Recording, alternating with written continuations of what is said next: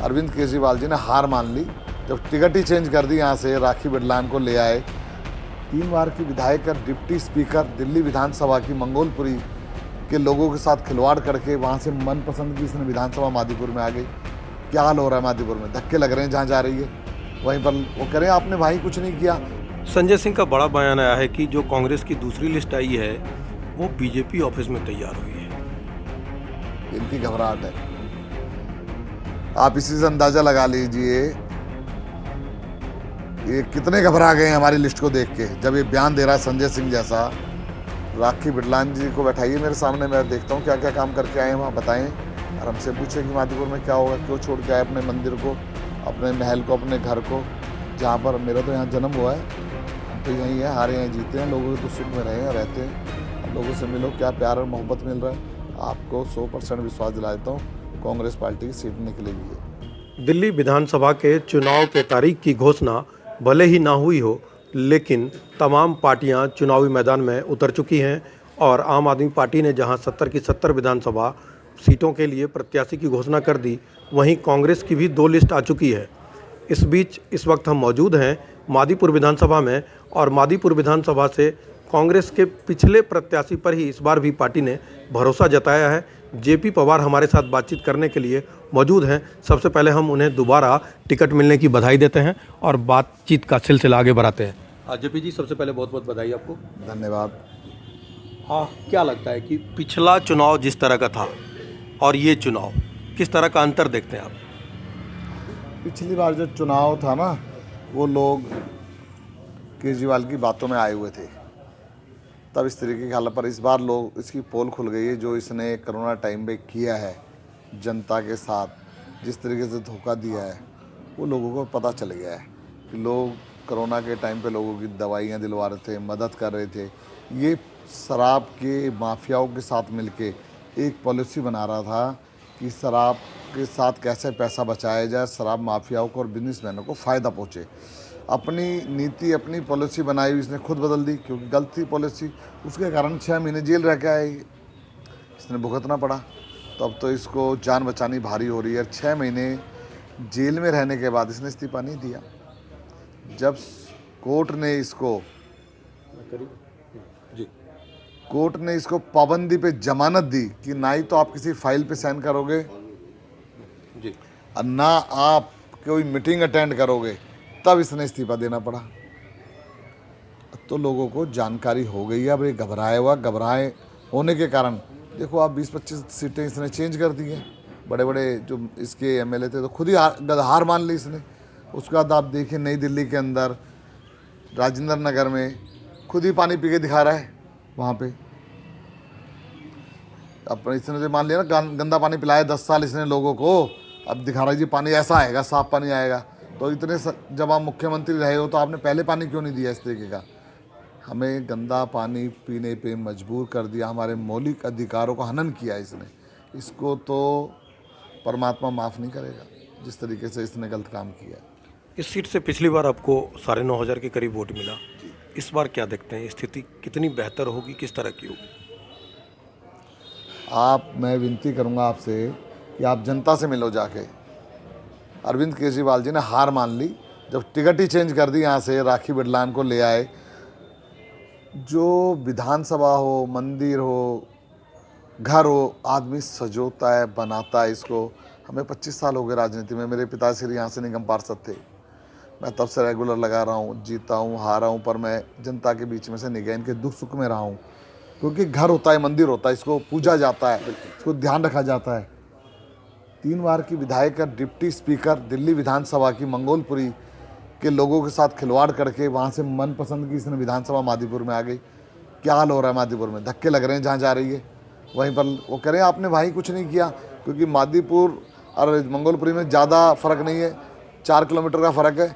वहाँ की तो हवा भी यहाँ आ जाती है, तो वहाँ की जनता आना जाना, मिलना जुलना, लोगों की रिश्तेदारियाँ बहुत हैं। तो इसका व्यवहार, इसकी छोटी उम्र में इसको भगवान ने बहुत कुछ दिया, तो इसने तो धरती पे पैर ही नहीं रखा 10 साल के अंदर।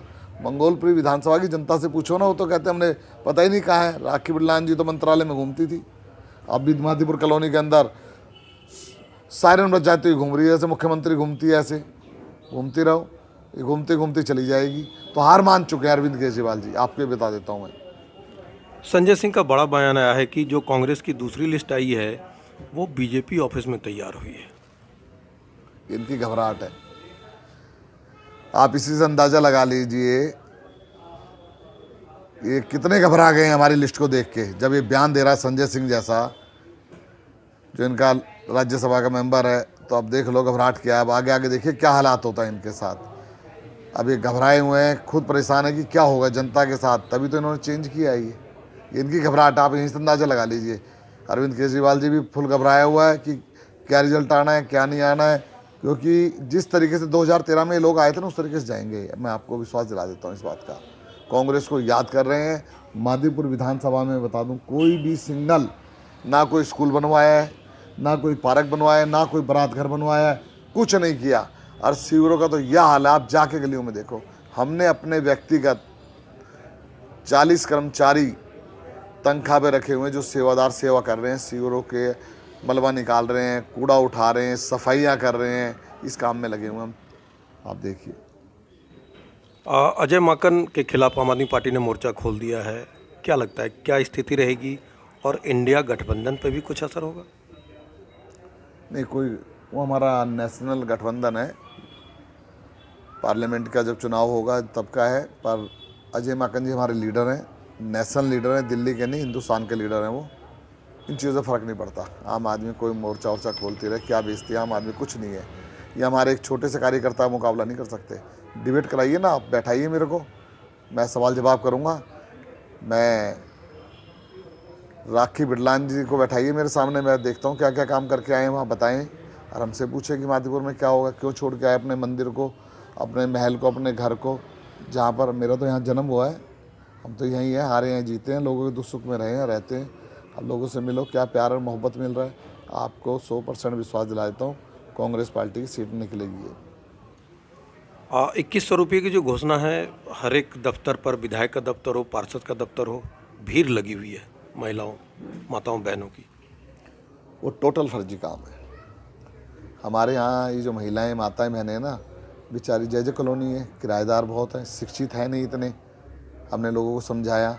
मेरा एक कार्यालय इधर खुराना मार्केट में, वहाँ पहचान पत्र बनवाने महिला बहुत तादाद में आ रही हैं। तो मैंने बताया कि आप अपना टाइम मत ख़राब करो। अगर पेंशन बनानी होती तो आपका बैंक अकाउंट नंबर लिया जाता, आपका आधार कार्ड लिया जाता, वो सबसे महत्वपूर्ण पहचान है। पहचान पत्र लेने से और फ़ोन नंबर लेने से पेंशन नहीं बनेगी। ये तो फर्जी काम किया जा रहा है। इनके पास कोई भी, अब तो अखबार में भी आ गया है, मीडिया नहीं बताते, काफ़ी लोग लेडीज़ों के साथ चिटिंग हो गई है। फ़ोन करने लोग बाद में, वो फार्म भर के जाने के बाद, क्या आपने ये फार्म भरा है, कि ठीक है आपकी पेंशन पक्की हो गई, एक OTP आएगा बता दो। किसी के अकाउंट से 10,000 निकल रहे हैं, किसी के 15,000 निकल गए। वो गरीब लेडीज़ है जो बेचारी मजदूरी करती है, पेंशन तो वही लाइन में लग रही है, पूरे पूरे दिन ख़राब होकर वो लाइन में लग रही है। तो ये तो फेल हो गया वो अकाउंट। हमारे यहाँ तो काफ़ी झगड़े हो गए कई जगह। हमने खुद भी, हमारे यहाँ जो समाज सेवक हैं वो लगे हुए हैं, वो जाकर सवाल जवाब कर रहे हैं। मैं वीडियो दूंगा, दिखाऊंगा आपको। वो कह रहे हैं आप हमें वो दिखाइए प्रूफ कि आप पेंशन बना रहे हैं, 5 साल से तो बनाई नहीं। अब 2100 रुपये देने का धोखा क्यों कर रहे हो आप, और कहाँ से देंगे? लंबी वैसे तो मैं बताऊंगा आपको, बजट ही नहीं है इतना। तो अभी ये केजरीवाल के धोखे में नहीं आएंगे, लोग जागरूक हो गए सारे। आप पार्टी के पुराने नेता हैं, मादीपुर सीट आपने कहीं की जीत रहे हैं, दिल्ली में कितनी सीट देख रहे हैं कांग्रेस के लिए? दिल्ली में सरकार बनाएंगे हम, आप देखेंगे। इस तरीके से चमत्कार होने वाला है, जो 2013 में लोगों के विचार बदल गए थे और हमें सेवा से बाहर कर दिया था। अब इसी तरीके से दोबारा सेवा में आएंगे।